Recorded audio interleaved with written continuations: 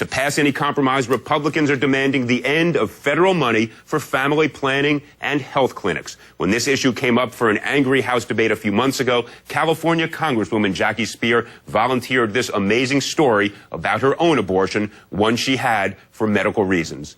Take a watch of this. That procedure that you just talked about was a procedure that I endured. I lost a baby. But for you to stand on this floor and to suggest, as you have, that somehow this is a procedure that is either welcomed or done cavalierly or done without any thought is preposterous. To think that we are here tonight debating this issue when the American people, if they are listening, are scratching their heads and wondering, what does this have to do with me getting a job? Congresswoman Speier joins us now from Capitol Hill. Also joining us, CNN contributor and Tea Party founder Dana Lash from St. Louis. Welcome to you both. Congresswoman, let me begin with you.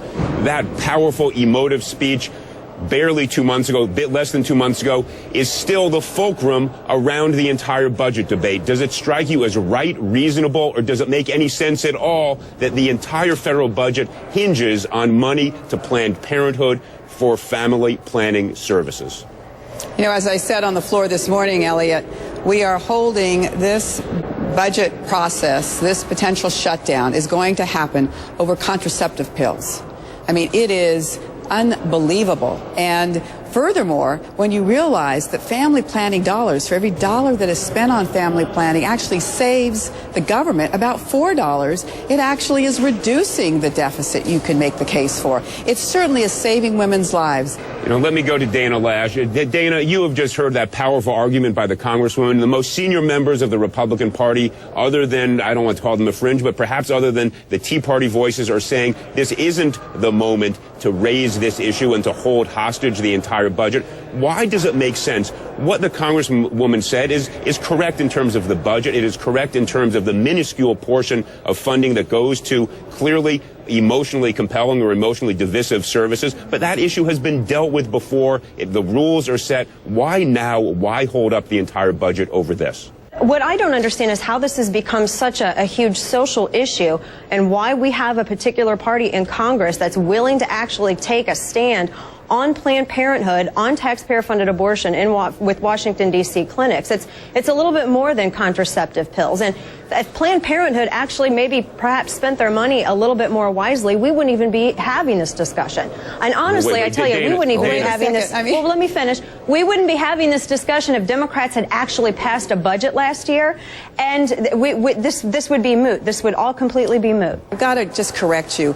We attempted to get that budget passed in an omnibus bill at the end of last year, and it was the leader of the Republicans in the Senate, Mitch McConnell, who refused to have the bill taken up on the Senate floor and challenged a filibuster if it was taken up. So to say that is just absolutely wrong. I understand what the Congresswoman is saying. Yes, they tried to get this passed, but we had Democrats that had a majority Congress. If we had gotten this budget done, this would not even be an issue. And I don't understand why Democrats are choosing Planned Parenthood, of all things, to try to bring government to a halt over taxpayer-funded abortion, period. First of all, providing services through Planned Parenthood saves taxpayers money.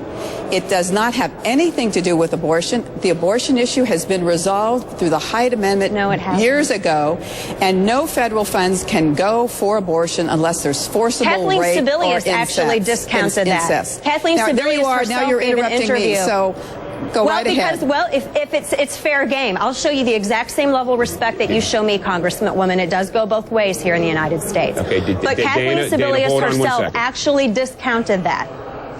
It all goes in the same pot. There's no guarantee. Dana, hold on one second. The Congresswoman is correct. The Hyde Amendment and all the subsequent amendments that have dealt with this issue create a body of law. It is there. It Eliot, is clear. you keep saying that, but Everybody I'm telling you what the Health and Human Services Secretary said, that this funding goes into one pot, and unless you're there earmarking dollars specifically to prevent certain monies from being used to abortions, which I seriously doubt our government actually has the capability to do and the manpower to do, there's no assurances on this. So we can say this till we're blue in the face. Listen for 1 second, please. Listen for 1 second, please. There is a body of law that is crystal clear, as the Congresswoman said, the Hyde Amendment and all subsequent iterations of it that make it very clear what can and cannot be funded.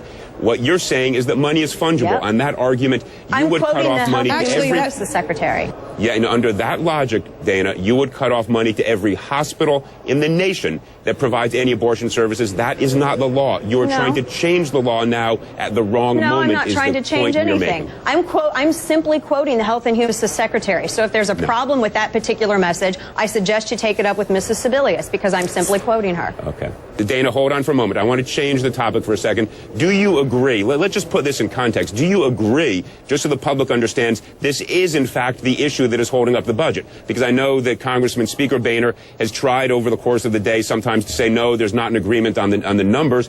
Everybody else is saying, no, there was an agreement on the numbers. Based on what you're hearing, is it in fact these policy disagreements, not the numbers, that are the sticking points? Because I think that's an important point for the public to understand what the dynamic is right now. Whatever your view is on this, is this the dispute? I think it's perhaps a combination of both. I think that you have certain members who definitely don't understand why taxpayers should be forced to fund something that provides abortion. And I think you also have a group of people who are like me, and I'm saying, look, I want to cut the subsidies for everything, period. If we're going to have a discussion about the budget and cutting spending, we added $1 trillion to the deficit last year. We've got to cut it all. I'm talking oil subsidies. I'm talking everything. Let me ask you this question, Dana, because I think that this really goes to the heart of it. Is the Tea Party saying to Speaker Boehner, we know you cut this deal, but we're not going to support you if you go forward with it? Well, I don't speak for the Tea Party. As you know, there isn't a spokesman for it. But I can speak for myself and say that I don't think that either party has offered nearly enough to be cut. I'm really disappointed with every single congressional member in Washington, D.C. right now.